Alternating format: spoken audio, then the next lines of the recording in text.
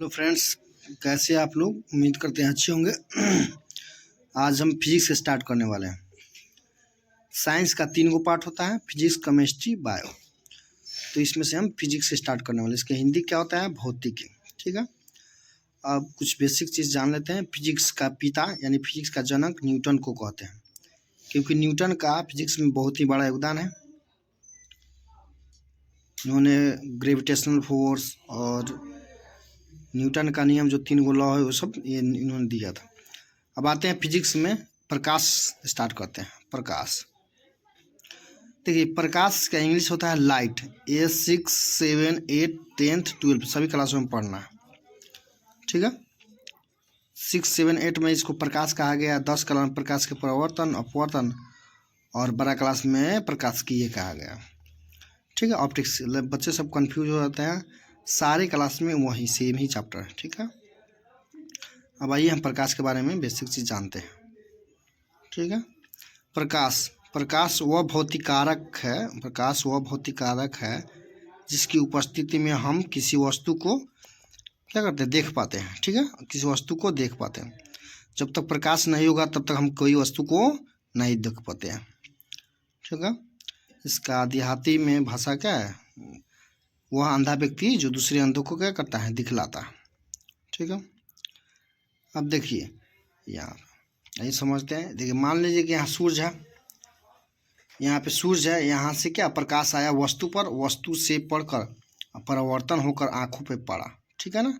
आँख पे जब तक पड़ेगा नहीं तब तक हम वस्तु को देख नहीं पाएंगे। प्रकाश वस्तु पे पड़ा, वस्तु से परावर्तन होकर हमारे आँखों पर पड़ेगा तभी हम देख पाएंगे, नहीं तो नहीं देख पाएंगे। ठीक है। जैसे बचपन में देखते हैं, बच्चे में जब हवाई जहाज़ एरोप्लेन को देखते थे तो किसी बच्चे को दिखाई देता था, किसी बच्चे को दिखाई नहीं देता था।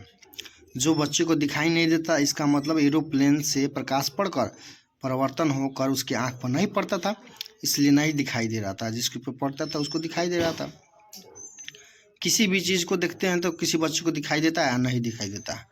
जो नहीं दिखाई देता है इसका मतलब उस वस्तु से परावर्तन के बाद उसकी आंखों पर नहीं जा रहा है, इसका मतलब उसे नहीं दिखा। आइए अब प्रकाश के बारे में हम बेसिक चीज़ जानते हैं। ठीक है। बहुत ही इम्पोर्टेंट है। प्रकाश कण और तरंग दोनों है। प्रकाश क्या है? कण और तरंग दोनों। प्रकाश क्या है? प्रकाश कण और तरंग दोनों है। ठीक है। पहले प्रकाश कण, इसको न्यूटन साहब ने बोले थे कि प्रकाश कण है। ठीक है। बाद में हाइगेंस या हाइजेंस साहब आए। दोनों का नाम मतलब एक ही है, कभी हाइजेंस और हाइगेंस भी बोला जाता है। इन्होंने बोला कि तरंग है, लेकिन न्यूटन साहब मानने के लिए तैयार नहीं थे कि कण और तरंग दोनों है। ठीक है। वो सिर्फ यहीं रटे जा रहे थे कि नहीं कौन है कौन है। और जब भी सम्मेलन होता था ये साबित करना चाहते थे हाइजेंस साहब, लेकिन वो न्यूटन साहब ने विरोध कर देता था और बोलता था नहीं सिर्फ कौन ही है, जिसके कारण बहुत दिनों तक यह मान्यता रहा कि प्रकाश सिर्फ कौन है। ठीक है। इसी के आधार पर प्रकाश सीधी रेखा में गमन करता है, परावर्तन, अपवर्तन, ये सब पढ़ते थे।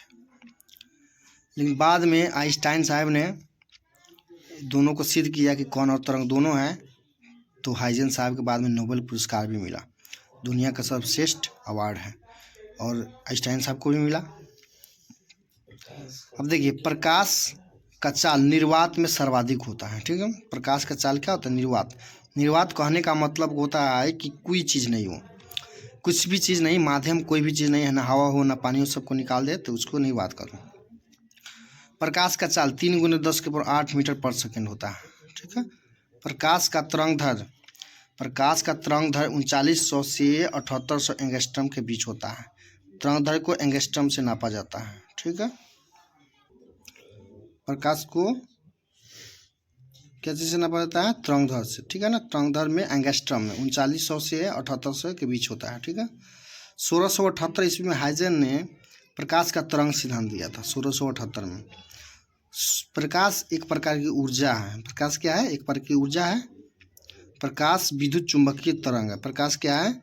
विद्युत चुंबकीय तरंग है। पूछता है हर कंपटीशन में। प्रकाश सीधी रेखा में गमन करती है। ये तो कंपटीशन में पूछता ही है, मैट्रिक के लिए बहुत ही इंपॉर्टेंट क्वेश्चन है।